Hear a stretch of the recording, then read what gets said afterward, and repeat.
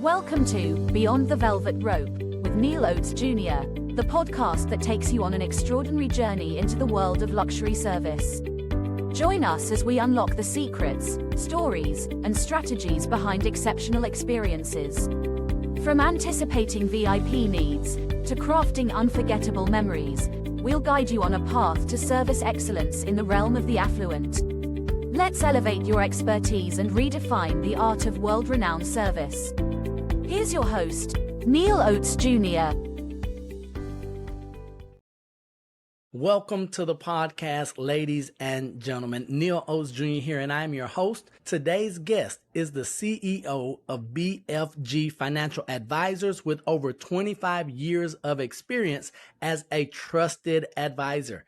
He believes financial literacy is the key to well-being and is the author of multiple books on personal finance and the host of the Don't Retire, Graduate podcast. Eric Brotman's approachable and actionable financial advice has been featured in the Wall Street Journal, Forbes.com, Yahoo Finance, the Baltimore Sun, and other prominent publications. Welcome Beyond the Velvet Rope, Mr. Eric Brotman. How are you today, sir? I'm doing great, Neil. Thanks. I'm excited to be here. Thanks for having me.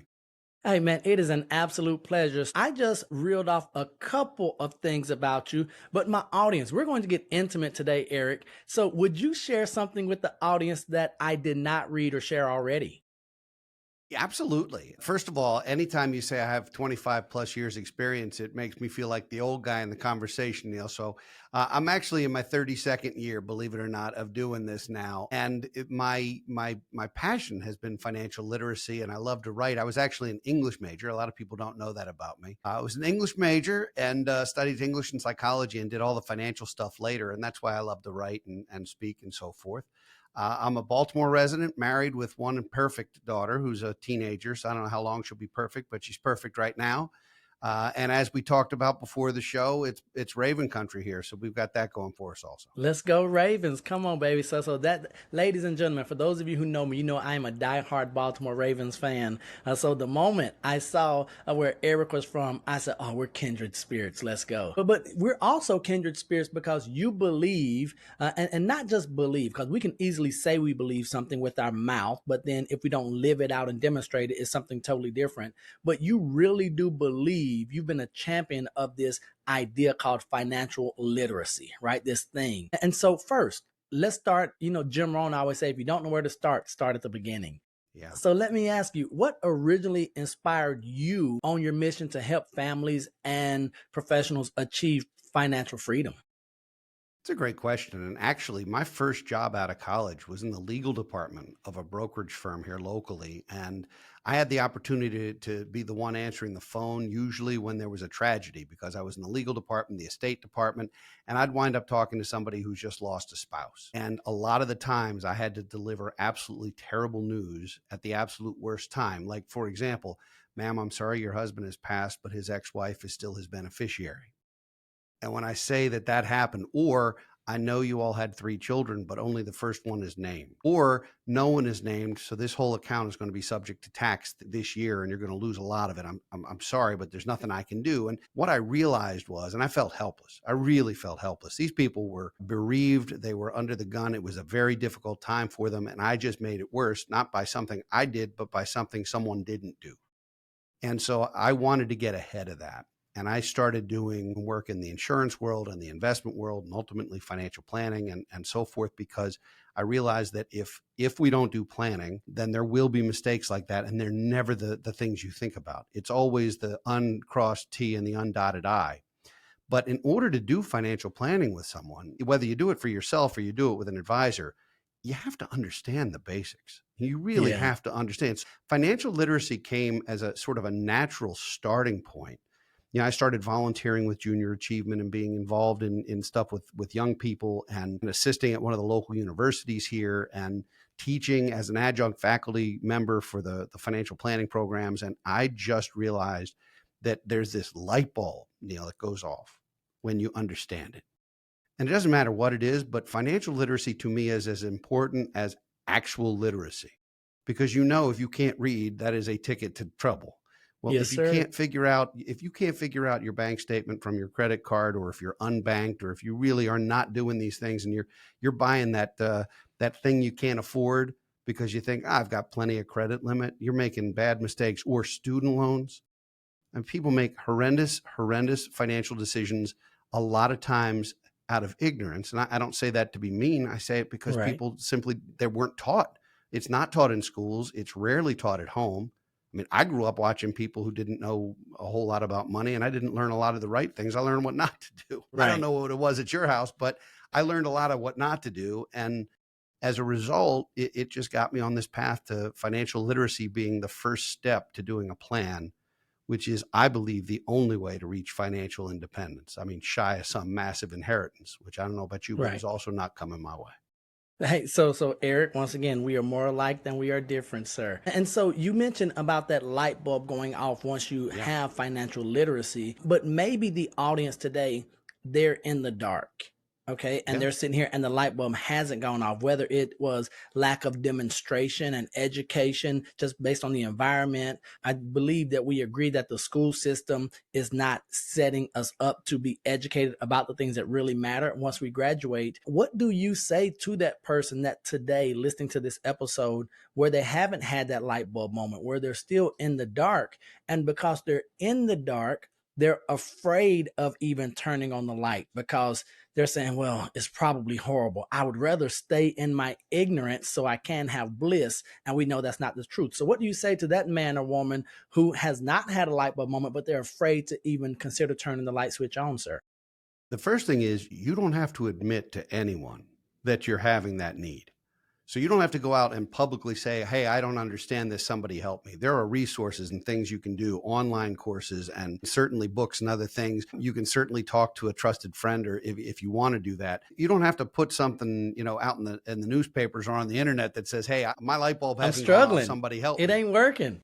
Yeah. So that's first, is you need to admit this to yourself. We all have to identify the first step is learning. But it's not only that folks are in the dark because they don't understand, they're also terrified of being preyed upon by so-called advisors who are absolutely Yeah. taking advantage of people. And so let's not sugarcoat this. There are a lot of people, successful people, high income people, who really get taken advantage of by someone who's either not credentialed or not ethical. And so there's a certain amount of fear there too. And that's legitimate.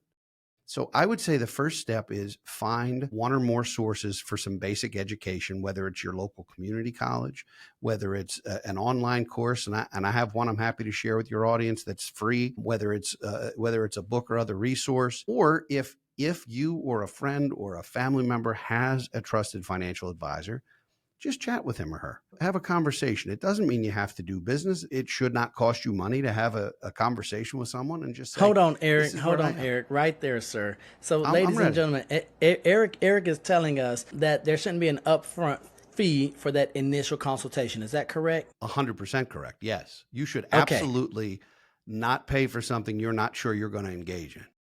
Okay, so and that's the part where I want to make sure that the audience that they're hearing, because our audience, they are ladies and gentlemen, business owners, entrepreneurs who want to do the right thing, Mm-hmm. but maybe they're feeling like even if they've tasted a level of success, now they're saying, I don't know what the right thing is. And we are going to get you to share some resources. And ladies and gentlemen, we're going to have all of Eric's contact info in the show notes. We're going to mention a few resources and websites that you can go to a little bit later in the podcast. But here is a gentleman who has made it his mission to share this and educate. So make sure that you have trusted individuals in your circles. So really quickly, Eric, you mentioned that even successful individuals might have been taken advantage of, right? And that there's no Absolutely. shame in that. I think that is a part of the fear, a part of that reluctance, where not only do I not want to tell anyone, but I don't want to admit it to myself. So what's something that if you find yourself either in ignorance or terrified, you mentioned some resources, but can you break that down really for us and maybe even mention some of those resources here that might be a first step for us if that's where we find ourselves today? Well, believe it or not, there are, for people with debt issues, and I know that's not everyone, certainly, but for people with debt issues, there are actually resources through the federal government. And normally I would not say anyone from the government is here to help. So don't hear that message. But there is a website put out by the I believe it's the Department of Justice, actually. And I know it's an address I can get for you if you have viewers who want to get that. But there's a way to make sure that a credit counseling service, for example, is legitimate and is not a scam. So that's one of the kinds of resources. The other thing I would say is you can certainly talk to more than one financial advisor. I think people should interview several, figure out where you're comfortable, figure out where you're not getting a sales pitch, figure out where you're not being asked to pay for something before you've even sat down with somebody. I do think that matters. I think you have to have comfort. It's no different than choosing a doctor.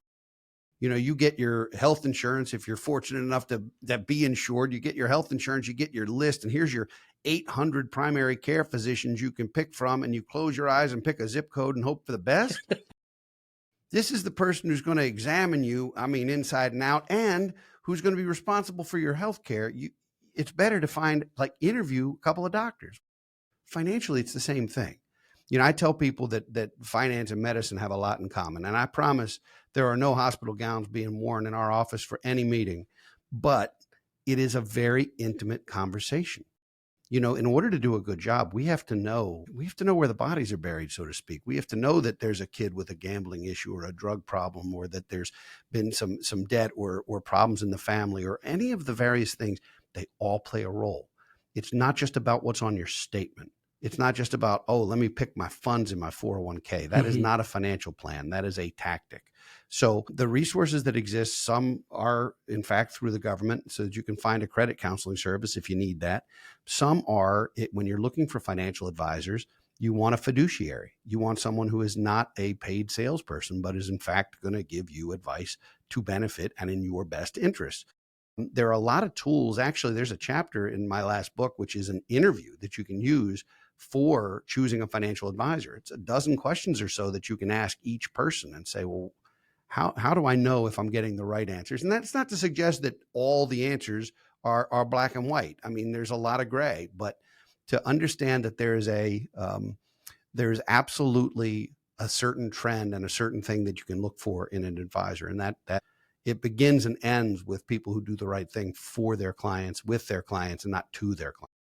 Good stuff. So, Eric, you mentioned, and we're going to talk about those 12 relationship questions with your financial advisor, but I would be remiss. Go ahead and mention the name of the book, because that might be all some people get, right? That might be as much as they can digest today. I'm going to do one better. I'm going to put it up here because the shameless plug. It's a pig with a mortarboard on it, so he's a graduate, or she. Don't retire, graduate. It is written to be a path to financial literacy and financial independence. It is written with a freshman, sophomore, junior, and senior year of your financial life in mind. It begins with some of the basics, some of the debt and student loan stuff. It begins with banking and credit and cash management.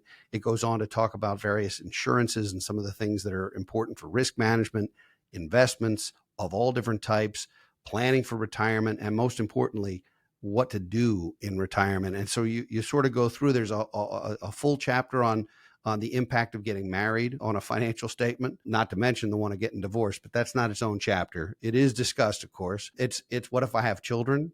If you and your partner want to have children, that is a major expense. And how do you plan for that? Should you buy a home or should you rent? I mean, not everyone should buy a house. A house is, generally speaking, a terrible investment. I know that the real estate folks are just cringing right now, but the fact is, if you live in it, it's a terrible investment because you have to put on the roof or the driveway or fix the leak or replace the stuff. I'm not saying you can't make money selling a house that's appreciated. I am saying by the time you figure out what it costs you to actually live there, it's not a good investment. So there's chapters on that. I talk about the art and science of investing, how to build a portfolio, how to manage risk. And then I talk about what you want to be when you grow up, Neil. On my podcast, I ask every guest what they want to be when they grow up. And some of them are 80 and they're confused by the question. But the fact is, retirement should not be a disappearance. Quit. I have enough money now to do nothing, and I'm going to sit on my couch, watch daytime TV, and occasionally play shuffleboard or putter around in a golf cart. That is not living. That is waiting to die. Right. So how do you get financially independent to the point where you can do things that are passion projects, things that light your wick, things that get you excited to get up every morning, whether it's for money or whether it's volunteering, whether it's consulting, whether it's grandchildren, whether it's all of the above, whether it's fitness, whether it's travel, whatever it is. But you got to have more to do than just sit around waiting for the Grim Reaper, because that's a miserable way to spend what could be 30 or 40 years. It It's a could long be that, time. and that is a miserable way to be miserable for a long time. I'll So, pass. so, so really quickly, Eric, ladies and gentlemen, you all heard Eric mention his book, Don't Retire, Graduate, and that is going to be a fantastic resource that I encourage all of you to obtain. But he is also the host of his very own podcast. When he's not being a guest, he's being a host, and you all heard him mention that. And if you've guessed it, the name of his podcast is Don't Retire, Graduate, and you can go there by don'tretiregraduate.com. Don'tretiregraduate.com, and you will get all of Eric Brotman on a continuous basis. And so I think that's important for us to know and to visit don'tretiregraduate.com so that we can so it can be downloaded into us on a continuous basis. So on that note, Eric, I want to ask you, as a financial advisor, as a credentialed, and that is very important, ladies and gentlemen, that you have the proper credentials. What's one financial myth or misconception that you still hear far too often today? Oh my goodness, there's a bunch, but one is that you have to be debt-free when you retire. And I know that sounds strange, and psychologically, it is better to owe nothing when you retire. But debt can be leverage. It can be used to grow your wealth. And so while I will tell you that when a mortgage is at 2.5%, and we all know that's not true anymore, but it was for a while, when it's at 2.5%, and you can go out and earn 5 or 6% or more on your money in different ways, potentially, or more, that it's better to maintain that note, and you don't have to be debt free. I will also tell you, psychologically, it's so much better if you are. I mean, paying it off just to feel better is still a thing. So what I will say is, it's a myth in that it's the best thing for you financially, but it's true in terms of what it's the best thing for you psychologically, and our psychological health matters too. So there is behavioral finance, not just finance. None of us make all of our decisions. I hate to tell you this, Neil, but you do not make all of your decisions rationally. I know that's hard to believe. See, I'm smart enough to know that I am an emotional guy, and then I justify them, right? Yeah. And so I learned that at a very early age. So when you talk about the psychological side of this, I think that's important, especially coming from a finance guy, a numbers guy, a bottom line individual. But then say, hey, listen, I'm not so naive that I don't know that there's something that could be bigger than just the numbers and the payoff and what the spreadsheet says. Well, can I have a little fun with you?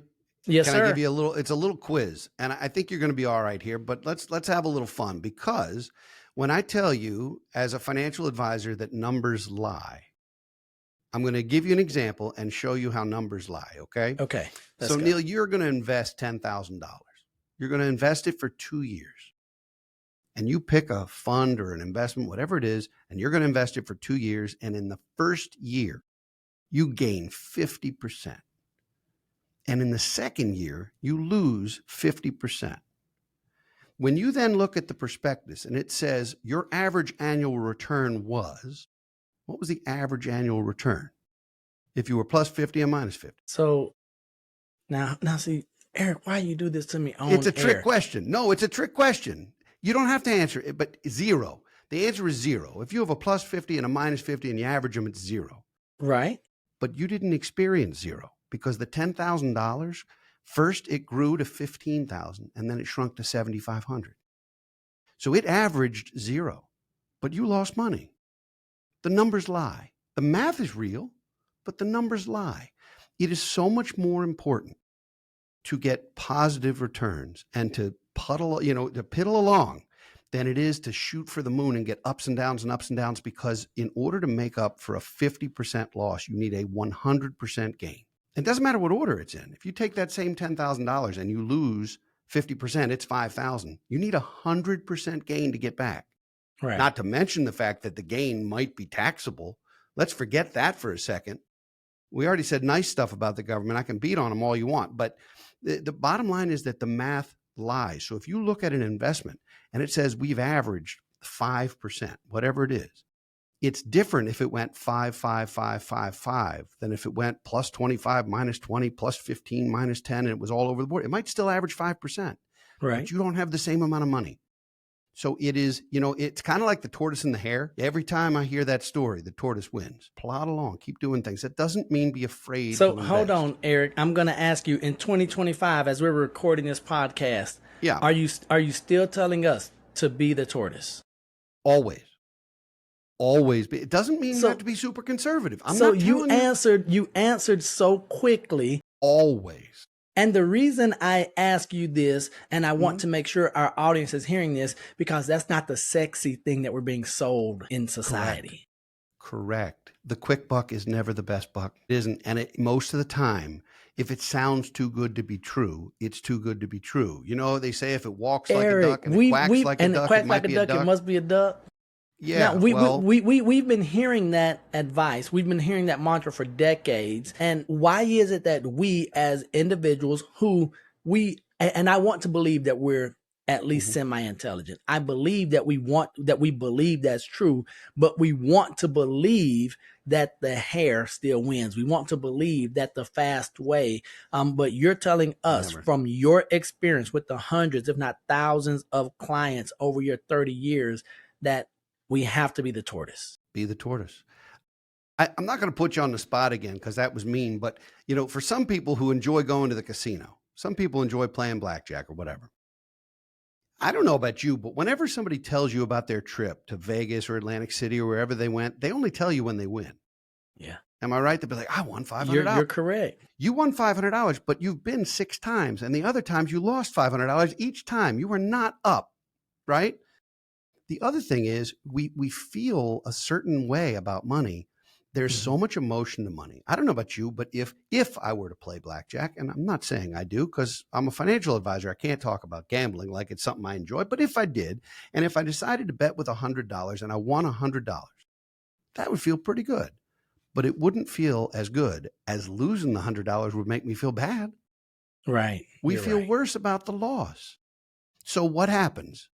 What happens is you say, I'm going to play with $100. It's fine. Oh, I'm up. I'm at 300. Look at all these chips. And then you keep playing. And the reason you keep playing is because you're like, well, this isn't really my money. It's house money. 200 of this doesn't belong to me. And I say, yes, it does. Cash out and go get a sandwich. It is now your money. It is not house money anymore, but we think of it like it wasn't ours in the first place. Right. So we wind up giving it back. And then the $100 is now 20. And we're like, oh, I got to get it back. So you're at 0 and you go hit the ATM because you're like, man, I got to get this back. I can't lose money. And that's why these casinos have fountains in their lobby, because people do the same thing over and over again. Investing, I'm not suggesting that investing is gambling. There is a difference. Right. I am suggesting, though, that it is better to have lots of small wins. Think about singling your way to the Hall of Fame instead of hitting a fair number of home runs, but striking out 3 times every game. It is better, in my opinion, to single and double your way and just build wealth. It's exponential because of compound interest. If you start early and you compound that, a 5% gain 30 years from now, if you've been doing it all that time, is going to be a big deal, even though it doesn't feel like a big deal today because you keep doing it. Right. So Eric, you just mentioned this idea of building wealth building, and you're not saying wealth winning, right? No. You're not counting on the lotto. You're not counting on the casino. Could you just talk a little bit about the journey, the process of wealth building from the financial advisor viewpoint? How are you advising clients, in addition to looking long-term and doing the right things daily? What might some of those actionable items be for me as someone coming to Eric Brotman saying, hey, Eric, I've messed up. I want to get right. Yeah. What do I do? Well, the first thing is there are about 10 things that we normally would suggest, but I'm going to give you the first one. But before I do, what I'm going to tell you is when you say you messed up, don't try and catch up all at once. You know what I mean? Like, I don't know. Got it, sir. In college, we learned not to do that. When you got to the bar 90 minutes after your buddies and you thought, I'm going to play catch up so we're all in the same spot, you wound up on the floor first. Don't do that financially. ever. Okay. The very first thing is to take inventory. Be honest with yourself. Where But am Eric, I? that's so you tell us to start there, but that's the hard thing, sir. Well, you didn't ask for the easiest solution. The easiest solution is go rob somebody. No, that is not the way this works. If you want easy, I can't help you. If you want tried and true, I can help you. There You we have go. to start with inventory, and you got to be real honest with yourself. And if you're married or if you're in a committed relationship of any kind, you got to be honest with each other. And that's even harder than being honest with yourself, Yeah. because you absolutely cannot do this by yourself. You have to do it as a couple if you're a couple, and you have to be honest. Here's where we are. Like any journey, remember the mall kiosk always had a sticker on it that said, "You are here," You're because you here. never knew Yeah. even what floor you were on, much less where's Nordstrom's. You are here. You must have that so that you can say, this is where I want to go. I'm going to dream. I'm going to envision. I'm going to think about it. And I'm going to have psychological ways to do that. But in order to know where you're going and how to get there, you have to know where you are. The very first strategy after you've taken inventory is what I'll refer to as paying yourself first. All right. Because what a lot of people do is they get their paychecks, the money comes in, it goes to their account, they pay their bills, and they hope something's left over at the end of the month. Mm-hmm. That is not a good recipe.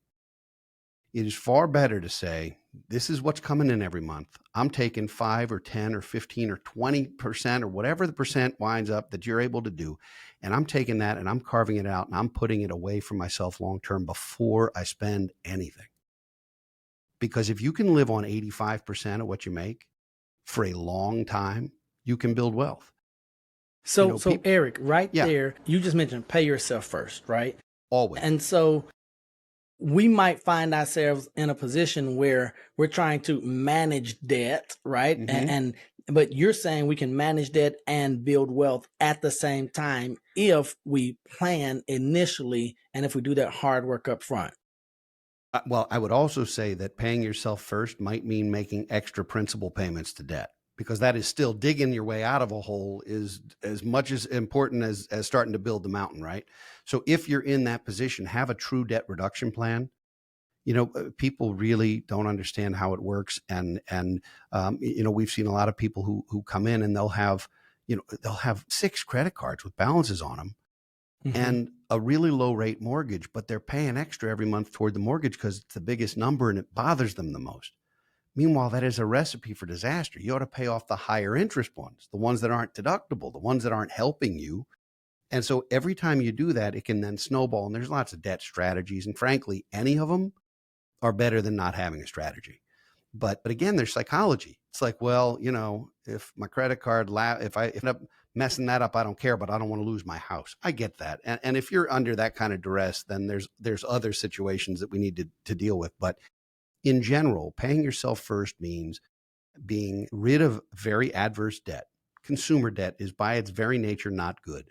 Anything you bought. So start right there. Just Yeah. explain consumer debt, if you would, Eric, to make sure our audience that we're seeing eye to eye right there for us, please, sir. Consumer debt is one type of shopping or another.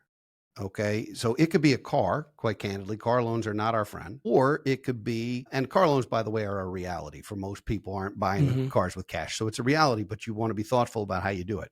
But any MasterCard or Visa or American Express bill that you pay interest on is probably at 15, 16, 18, 20%.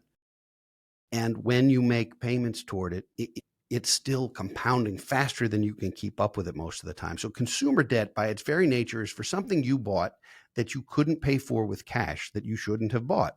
Now, I understand sometimes I got to get 4 tires or I got to get a new washing machine or I'm not cleaning clothes. Life happens. But if it's stuff that you don't need to do, if you can't pay for it in full, and I think credit cards are great. I put everything on my credit card because I like the points and the benefits and all that, but I pay it in full, so I don't pay any interest. There we go. So If repeat that once again. So credit cards aren't you're bad. leveraging that. Come on. I get 2% back on everything I buy. Everything. So why not get a 2% discount on everything I buy? Or hotel points or airline points or whatever you're into. Amazon points, doesn't matter. But you got to pay it in full because otherwise you are losing that game. But Eric, that is a part of your strategy. So you have a plan going in. That's not your last position, last choice. That's a conscious decision that you're making. Oh, okay. All right. Absolutely. And so, ladies and gentlemen, coming from Eric, he's reminding us consumer debt is not good. Now, he did say he understands that life happens. And so I just want to reiterate, speak to a financial advisor, someone who is credentialed that has your best interest in mind, that's going to tell you the truth, not what's easy. Go ahead, Eric. Well, yeah, the easy solution is rarely the best solution. So we talked about paying yourself first. Here's another thing to consider. If you work for a company and that company has employee benefits like a 401k, and there's a match on your 401k, if you're not taking advantage of that, that is literally free money, where you put in 6% of what you earn and they put in another 3%. I know there's strings attached. You got to be there for a certain number of years for it to be yours and everything else, but it's still free money. It's a raise. All right. And that's true with health savings accounts. It's true with 401ks. It's true with employee stock purchase plans and other types of things. So if you can manage the debt, if there is some, and still take advantage of the free money that your employer is giving you, that is the best way to begin. If you can balance those two things, once there's no debt, then take advantage of everything your employer's giving you. Because you might as well, you're working there. You might as well get every bell and whistle you can get for your work, right? And then also diversify away from your work plan, because it's going to be limited in scope. There's so many reasons why it's going to be limited in terms of what you can hold. You don't want to put everything in a retirement plan. So as you begin to build wealth, and we talked about building wealth, you don't want all of your money to be fully ordinary income taxed at your retirement. You want tax diversification too. You want some money that's not taxed at all. You want some that's taxed at capital gains. You want some that's taxed as ordinary income because you got a break on it on the way in.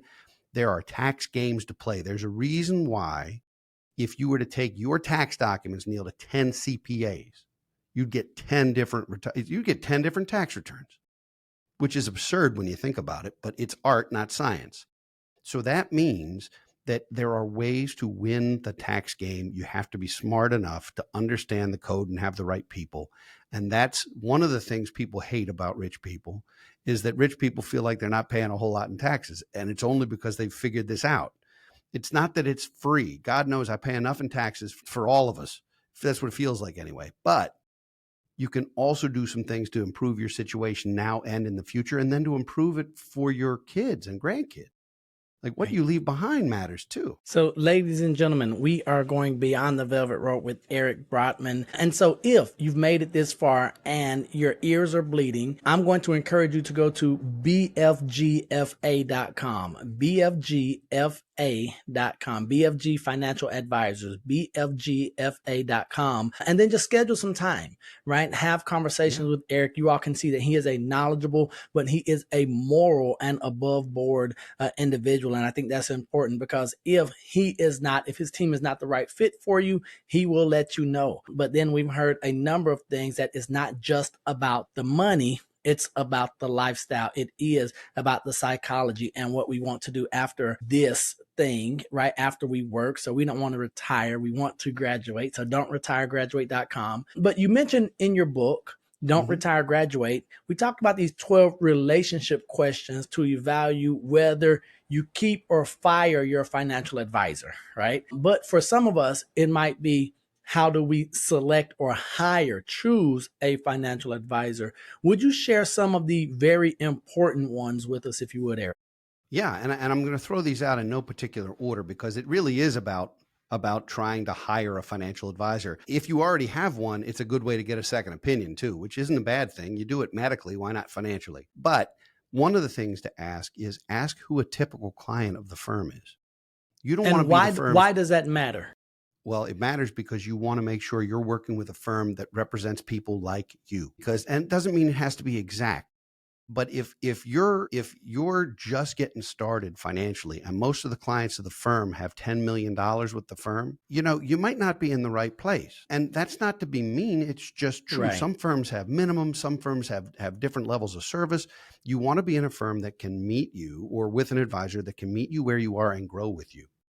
All right. So for us, we have a program called Financial Planning for All, which is designed to be an affordable plan that is a subscription-based plan. You don't have to invest money with us. You can, but don't have to. You don't have to do other implementation with us. It allows somebody to get good, solid, objective advice without having to buy anything. Anytime a financial advisor says you need to buy this product, it means that might be the only way he or she is being paid. All right. So the next question to ask is, how are you paid? Financial advisors all get paid a lot of different ways. And I'm not beating on the financial advisor who earns commissions. Commission's not a dirty word so long as you understand it, and so long as it's transparent and it's fair and it's disclosed and reasonable. And I don't mean disclosed on paragraph 3 of page 704. That doesn't help me. All right. The lawyers love to do that. Like here's a you remember the old telephone book here. Come Just on, read Eric, this. let's go. That's nonsense. But some are paid based on hourly work. Some are based on a project or an engagement. Some are paid based on assets under management as a percentage. Some are paid commissions. Some are paid combinations. Ask how they're paid and get it in writing. Understand it. It should be transparent to you and you should be able to understand it. And Eric, that's Yeah. acceptable for us to do, right? That's acceptable for us to Absolutely. ask, because we think that, hey, we don't know. So if we needed to know, they would openly tell us. The good ones will, but not everyone will. I mean, I actually think pricing should be transparent with anything you do. I mean, you wouldn't hire somebody to paint your house and not know what they were charging you until they were done. You'd want to know, what is this? Is this $1,500 or $15,000? Please give me an idea before the paint hits the house. It's anything you do, it should be transparent. So who is a typical client of the firm? You want to make sure that you're in the wheelhouse. You don't want to necessarily be some firm's biggest or smallest client. You want to be in the sweet spot, the hitter's zone. That's where you want to be. And how are they paid? Who do they represent? Are they an employee of a company, or do they only represent clients? If you work for XYZ insurance company and you go to that financial advisor and that financial advisor says you need some XYZ life insurance, well, that might be the best insurance product ever, or it might be the one on his shelf. And so understanding who do you represent, because anyone who has an employer relationship with a bank, with a trust company, with an insurance company, with an investment firm, their first duty is to their employer, not to the client. That's horrifying to me. Yeah. So who do you represent? What services do you provide? If I'm signing up for this, what's included? What am I going to get for that? Or is it just a 20-minute conversation every 6 months? What am I getting? What are the deliverables? What can I expect to receive that's tangible, that I can work with, that I can use? What does online access look like? Do I have access to my information? That's becoming less of a big deal because everybody sort of has it, but how do you do it? How easy is it? Will you be willing to work with or talk to my kids as they get older, or my mom and dad? Understanding what the family dynamic is. What are the things you can help me with? Because I got to tell you, Neil, so many of the mistakes are in places that most financial advisors don't get directly paid for. So they get ignored a lot. So for example, you've got a financial advisor who works for XYZ company, or maybe he doesn't, and you've built this beautiful portfolio. It's $3 million. It's doing great. You got this great portfolio, but you have the wrong car insurance and you rear end somebody. Gone. Right? Liability matters. How do you protect yourself from all the things? Like an ideal financial plan has to work no matter what.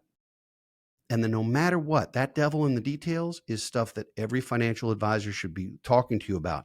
Your credit monitoring, your identity theft, your insurances that are of every type, your employer benefits, your pension elections, your Social Security decisions, which get made once and you got to get right.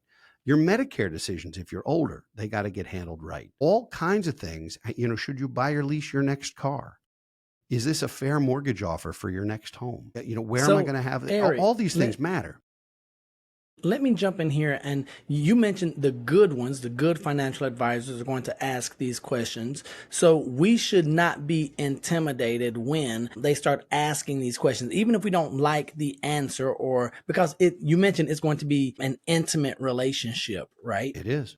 And so the more they're asking is not for the good ones. It's not so they can see where can I take advantage of. It's where can I help protect this fortress. And I know you talk about the financial castle, right? Yes. That we want to make sure that we have shored up.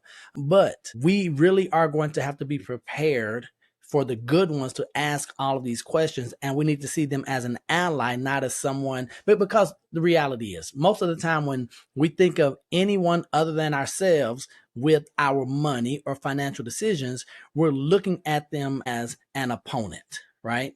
But the good financial advisors, the great ones, they're going to come alongside and say, hey, I'm here for you and your generations and maybe the kids or parents. But that's going to require us to really know where the bodies are buried, to know where we are now. And I need to know everything. So you're encouraging us not to hold back, but to let them paint that clear picture. So the financial advisor can know how to help protect everything. That's what I think. I think that a financial advisor should be a co-pilot, a navigator, an advocate. You can outsource your financial advice, but don't abdicate it. Don't throw your hands up and just hope for the best. You need to still be a participant in the process. You need to understand what's being done. And if you don't understand it, ask. And if someone has the nerve to say that is a really dumb question, change financial advisors. Okay? I'm serious. Like, I ask. If you don't understand it, make sure you get it before you do anything to implement. Make sure you understand it. And that doesn't mean, that's kind of like saying, well, if you're going to take a flight to San Francisco, you've got to know how the plane is built and how it works. You don't. But you have to know that the pilot is credentialed, that they've flown to San Francisco before, that there's an airport where they're going to land, that it was a $400 flight, not $6,000. Like, there's questions you can ask about that, and they're perfectly fine to ask. And if you don't get clarity, if you don't get transportation, if you don't get transparency, run. Okay. I mean, that to me is a thing. So I want to, because I do want to ask a couple questions about retirement and even now, right? If we find ourselves in our peak earning years, right? Mm-hmm. So my audience, they might be in their mid-50s, maybe late 50s, something there. But between 30 and 50 years old, what we would consider peak earning years. Correct. How or what could they be doing? Because I know it's a case-by-case basis, but what could they be doing to maximize their peak earning years from a financial advisor's viewpoint? I'm going to give you one word answer. Let's go. Taxes. When you're in your peak earning years, you are in the crosshairs, and it's really important. Seriously. It's really important. So that is either encouraging or scary as heck. Eric, go ahead and break it down for us. It's both. It's scary because the more your income, people confuse income and wealth all the time. The media is notorious for this. The media will say this is the wealthiest state. No, it's not. It's the highest income state, but they abscond with 12% of it. Like, that's not the same as being wealthy. Being wealthy and having a high income are not the same. All right. I know people who make the kind of money that people would drool over and can't put together 6 nickels. And I know other people who have a very modest income and have built real solid net worths, and it's all behavior. So let's start there. Income is not wealth. However, it's not what you earn that matters. It's what you keep and what you grow that matters. If you earn it, it gets frittered away either by spending you don't need to do, or by debt service that you don't need to have, or by taxes that you can legally avoid or delay paying, then you're doing yourself a disservice. So I think when you're in that, it's usually 40s and 50s, but generally speaking, once you start making real money, and real money is relative. Everybody thinks we've all got a different definition. But that said, when you start making more money than you're used to, and you're creeping into a different tax stratosphere, it's time to make sure you have a good CPA. Your financial advisor is not a CPA under most circumstances. Sometimes they are. I happen to think it's real helpful to have a CFP and a CPA, because then they can work together and you can get 2 sets of eyes on. So stop there, Eric, because we're going to break. You're doing a fantastic job, ladies and gentlemen. Eric Brotman, breaking it all the way down for us to do some actionable things. So thank you for that. But you're talking about the financial plan, certified financial planner, CPA. We think, all right, I just need to get my taxes done before the tax deadline, right? I'm just going to wait and then just push all of my documents. I'm going to put everything together, email it or upload it now. This is not the strategy. This is not the having a financial advisor. And so the CPA, you mentioned they can work together, right? Yes. So would you just go a little bit deeper there? Because now we're getting to that good stuff. And this is why you all must get Don't Retire Graduate book. And you must go to don'tretiregraduate.com to get some of what Eric has to say on his podcast. Because this is the exciting stuff, right? Because now I don't have to be afraid. I can find a good financial planner, find a good CPA, let them work together, come back to me, and then me outsource, but not abdicate. So my hands aren't up in the air, but now Correct. we're having this conversation. Would you just go into that a little bit more, please, Eric? Absolutely. First and foremost, there's a huge difference between tax preparation and tax planning. Tax preparation can be done at any corner in any city. There's a tax prep place, and we charge you $75, and you can get a soda while you wait. That's not tax planning. That is filling out forms. Tax preparation, the idea of preparing the tax return, is the last step that a decent CPA should be taking, and certainly not the only step that you should be taking. I know that there are resources where you can file your own tax returns. I would sooner do my own root canal, because there are ways. Seriously. So I wouldn't do my own tax return. Not because I can't, but because I got to be out of my mind. In the same way that if you're an author, you can't edit your own work. You've got to have somebody do the editing, because you can't edit your own work. So you're too in the throes of it and too emotional about it to get an objective view. You want somebody who is dispassionate, but on your side.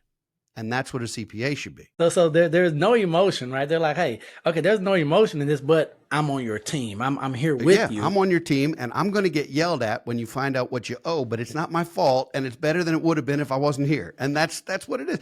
My CPA knows he's getting an earful, because I'm like, I cannot believe this is, but it would have been worse. He saved me money legally, and he saved me money and gave me good advice, and in conjunction with the financial. So your financial advisor should be willing to not only review your tax returns, potentially before you file them, but definitely after they're filed, to check for mistakes. There's so many mistakes. People do backdoor Roth IRAs. It's a perfect example where somebody makes too much money to fund a Roth IRA, but they don't have an IRA. So they're not allowed to fund a Roth IRA, but they can fund an IRA and not take the deduction for it. You say, well, why would anyone do that? I thought an IRA was deductible. Well, it can be, but there's a tax limit on that. If you make too much money, you can't do a deductible IRA. You can't do a Roth. You know what you can do? You can do a non-deductible contribution to a traditional IRA and then convert it to a Roth IRA. And it's legal. It's called a backdoor Roth IRA. It's been blessed by the IRS. It's the same as a Roth IRA contribution, except there's no income limit and it takes 2 steps. But it has to be reported every year in your tax returns with your 1040. Your CPA, or you, if you're bold enough to do it yourself, have to file what's called a Form 8606, which no one's ever heard of, but it declares basis in your IRA. And your listeners are now going, what the hell is he talking about? It declares enough basis in your IRA so when it's converted, you don't pay taxes on that portion. Now, there are rules and regs around all this stuff. But when I look at a tax return and I know that somebody did that strategy and there's no Form 8606, I know they just paid taxes on the same dollar twice, and they're going to be angry at somebody. It happens all the time. Or they make a contribution. Older people are making charitable contributions, and they should be making them directly from their IRA once they're 70 and a half, because it satisfies required distributions and it eliminates a lot of tax, and it goes right to your favorite charity. But there's no line for it yet on the tax. You got to literally write it in. And if you don't write it in, you're not getting it. It's the silliest process. It's an absurd process. It's a whole nother show, Neil. You want to talk about taxes? We could, but you need a scotch for that. Hey, come on now. See, look, so you mentioned taxes and scotch. I think they go hand in hand as long as I'm not preparing my own taxes, right? That's right. So that's and if you're going to have the scotch handy, that's the point. All right. So Eric, here, and ladies and gentlemen, once again, bfgfa.com, bfgfa.com with Mr. Eric Brotman. He's already proved to be a wealth of knowledge, information, but then also honesty and transparency. And that's what we love here Beyond the Velvet Rope. So we're going to transition just a little bit, Eric, as we prepare to close this episode. As a money guy, and when I say money, I don't mean valuing money, but being in the finance industry, what's the best money advice that you've ever received? Well, number one was to pay myself first. And I know I already said it. I know it's boring, but it's excellent money advice. Yeah, go ahead. Right there, where did that advice come from? And at what age did you receive that advice, if I may ask? I came up with that through some of my professional education when I was learning the financial business in my mid-20s. I Okay. did not learn that at home. I did not learn that in school. And That's I what certainly I didn't do wanted it to right. know. I got my first job at 21 and got a packet yay big of all the stuff. We need this back by Friday. Pick your stuff. And it could have been in German, but there was nothing I was going to do to understand this. I have 46 health plans to choose from. I'll take the cheap one, please. Like I didn't know. And there were things I could have done even at that early age that would have made a difference. And I just missed the memo because I didn't understand any of it. So paying yourself first is big. The other good advice I got, and I will credit my father and my grandfather for this. When it was time for me to finally get my own set of wheels, a little freedom on the highway, I was coveting this new Chevy. I wanted a new Chevy.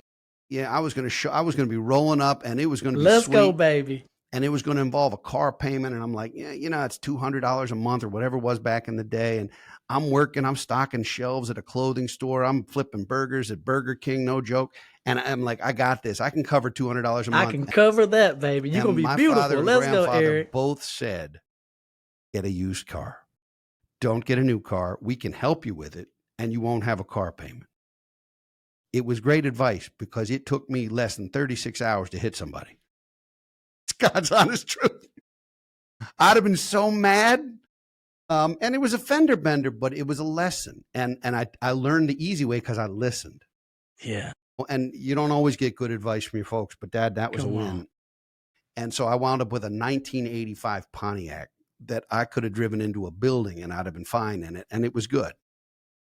Good stuff. But it was good advice to avoid granddad. Avoid the debt. Buying a new car is a horrendous thing financially. Yeah. I still like the new car smell. I still do it every now and again, but I'll drive a car for a long time. I like a new one, but I will drive it for a long time.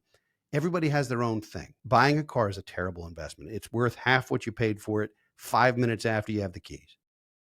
So Eric, you mentioned something, and I do want to just pause here because some of our audience might be either switching jobs or getting their first job if we're fortunate enough to have you as an audience member. You mentioned that packet of stuff that has to go back.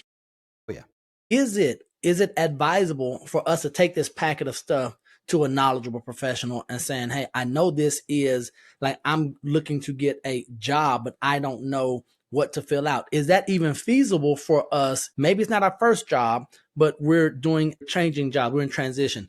Do we take all of these forms and say, hey, I don't know which one to choose? Is that even a real thing we do with the financial advisor? Oh, we are absolutely part of that conversation sometimes. In Let's fact, go. we might even help people evaluate 2 different job offers where the salary's higher over here, but the benefits might be more valuable over there. And if it's just financial, which is a better deal. And oh, by the way, this one pays you a little more, but it's a much longer commute. So you got a quality of life issue there. You're beating the hell out of your car over there. Like it's a different thing. And so, yes, if you don't have a financial advisor, it's going to be real tough to take that stack and go, here, help me, because they don't know you. Any more than you could go to a doctor you've never seen before and say, is this pill good for me? They can't. They don't know. They haven't identified it. But if you do have a financial advisor and you're either contemplating changing jobs or accepting some other position or whatever, yes, you should be doing that. And the benefits mostly now are online. So you can share, you can't share the login access, but you can PDF all of it and say, here it is. You don't even have to mail it or show up with it. I mean, we have clients all over the country, so it doesn't matter that we're not local. They don't have to show up with a big packet. It's all emailable or it can be uploaded into a secure vault. Yes, I think you should discuss that with your advisor. Which health plan makes sense for me? Well, here's a plan that's high deductible. How much do you utilize? What is your prescription usage like? We have relationships with estate planning firms that can help with legal documents, with healthcare firms that can help you make that analysis. I mean, we do that for our clients at no cost to them. I mean, they're already clients. They already have a relationship with us. We just do it. So I think if you have the right relationship, use it. If you don't have the right relationship, it's going to be hard to show up with that. And the problem is your HR department, your human resource department, they can't advise you. They're not legally allowed to advise you. All they can say is, this is the form I need. And if you go to any of the vendors, if you have XYZ as your 401k company and you say, which benefits do I choose? They're going to say, you need to be in the XYZ 401k. Do everything there. You're not going to get objective advice. Every now and again, maybe, but most of the time you're not. having a financial and a tax advisor. And then the third part of that triumvirate, there's always three, is your lawyer. Anybody, whether they're business owners or whether they're families who are starting to accumulate some wealth, should have a good estate planning attorney, a good CPA, and a good certified financial planner practitioner. And they should all know each other, and they should all be able to work together and know what one another are doing. I liken the advisors that we use, Neil, to the huddle in football. We'll come back because you were talking Ravens before. If you've got this huddle, you're the quarterback. It's your money. You're the quarterback. But there's that earpiece, right? The offensive coordinator, that's the financial advisor. Here's the play. Let's run it and make sure all these people know. Make sure the investment people and the insurance people and the real estate people and the bankers and the lawyers and the employee benefits, make sure they all talk to each other, because the mistakes get made when two receivers run the wrong route and the play goes to hell. And that's what it is. Man, so I'm telling you, ladies and gentlemen, Eric Brotman has a skill, a gift, a talent of making the complex simple enough for this kid from Alabama to understand. And so, Eric, I do want to say thank you for that. And I mentioned earlier about your personable advice and guidance. And that's a very real thing, ladies and gentlemen. Maybe you're in a position where you're uneasy and you're still living and operating in ignorance. And you're like, man, I just need a trusted, friendly voice. Even if they're going to deliver the truth, they're going to deliver it in love, right? And so I believe that you all have come to realize that that's where Eric is coming from, right? And so I would like to, we're going to do something different here in a moment, but is there one thing that you would like to share with the audience that you haven't shared already in our time together, Eric? It's very simple. Don't wait. Everything we talked about will be harder tomorrow than it was today, and harder the day after that than it will be tomorrow. Waiting will not solve it, because in the equation that equates to wealth, the biggest factor is time. And you have more time today than you will ever have again. I don't care if you're 25 or 55. You have more time today than you will have tomorrow or ever again. Don't wait. Do something. And even if you get advice and the advice is you're in great shape, you don't have to do anything, you will at least have gotten that advice. So that's what I would say. And ladies and gentlemen, that is that truth and love, right? That's that hard thing. He said, hey, don't wait. And someone was like, well, we're going to wait until Mr. Eric Brotman has told you right now, don't wait. So one more time, don'tretiregraduate.com for the podcast. Purchase the Don't Retire Graduate book. Be sure to visit bfgfa.com so that you can have some conversation and then get some resources that will assist you. So thank you, Mr. Eric Brotman, for being a guest on Beyond the Velvet Rope today. I am better. I know our audience is better. But now it's time for us to have some fun. We're going to shoot some rapid fire questions. Ooh. Oh, I'm ready. I'm ready. Look, this is what I'm talking about, man. I love it. You're like, man, this is why I sat here for the entire podcast. I put you on the spot. It's only fair that you get back at me. Let's do it. All right. Here we go. Ready. Favorite color? Orange. Why? My hockey team. Which is? Philadelphia Flyers. Come on, man. I bleed orange and black. I do. Good Philly stuff. Philly sports is a special thing. I bleed orange and black. All right. Favorite food? Pizza. Any style? All day, every day. I don't care. Every day? It don't matter. It can be Chicago. It can be New York. It can be street corner Baltimore. Whatever it is, pizza. I could eat pizza every day, and it shows. Hey, come on, stop the madness. Mickey Mouse or Bugs Bunny? Bugs Bunny. No hesitation there. No hesitation. Bugs Bunny was much more legit than Mickey. Mickey Mouse was phony, and Bugs Bunny was legit. Batman or Superman? Superman. Why? Batman's not a likable guy. What do you mean, Eric? Yeah, he's sort of a jerk. Superman's always the good guy. Batman, he's questionable. I'm not a fan. What does he really do? What does he really do? He can't even take care of himself. Ladies, hey, so he needs a butler, right? He needs a butler. He can't even take care of himself. Superman's on his own. So I don't know what you all look for in a financial planner, financial advisor. I look for confidence and quickness, like knowledgeable decision. And he has a defensible position on everything he says. So fantastic job there. One movie that no matter how many times is on, if you're flipping through the channel, you're going to stop and watch it. What is it? One movie that's real hard. Miracle. Ooh. If Miracle's on, I I have to watch it till the end because the last 5-10 minutes give me chills. All right, there we go, ladies But and you know, gentlemen. Rudy's the same way for me. Really? Certain movies, sports movies. Remember the Titans. I love sports movies that are well done. Miracle I happen to love because it was, and Rudy because they were true stories. Yeah. But in fact, Remember the Titans is a true story also. So I love that when there can be something that's true and hits home. And I love sports movies in general. I can't turn them. Good stuff. Your favorite book besides Don't Retire, Graduate? I have two, and they're very different, and I can't give you one. The first is Atlas Shrugged by Ayn Rand. I could read that over and over again because it is, I think, the greatest book ever written. But I also have to throw in Catcher in the Rye, which a lot of us haven't read since middle school. And if you're one of those people, you should read it again as an adult. Different There's a line in perspective Catcher now. in the Rye. There's a line in Catcher in the Rye that I live by. And the line was spoken by Holden Caulfield's teacher, Mr. Antonelli, who nobody remembers really. But what he said is, he said, the mark of an immature man is that he wants to die nobly for a cause. The mark of a mature man is that he wants to live humbly for one. And that's how I live my life. And that is why that book is on the list. Good stuff, sir. And he did mention his education and literary background, so there we have it. I love it. Eric Brotman, what is one talent that you do not have that you wish you did? I can't dance for anything. Not a little bit. It's a disaster. I can sing. I'll sing anything you want, but I cannot dance. It's a disaster. Somebody could get injured being anywhere near me. Now, hold on now. So myself and my audience, we believe that demonstration is better than explanation. So would I'm you not like dancing on your show. It is not happening. Not No. today. Maybe when we're face to face in Baltimore, we can set the camera up and we can do some damage together, sir. All right. Fair. My last question for you, Yeah. Mr. Eric Brotman. Yeah. What do you want to be when you grow up? I want to be a game changer.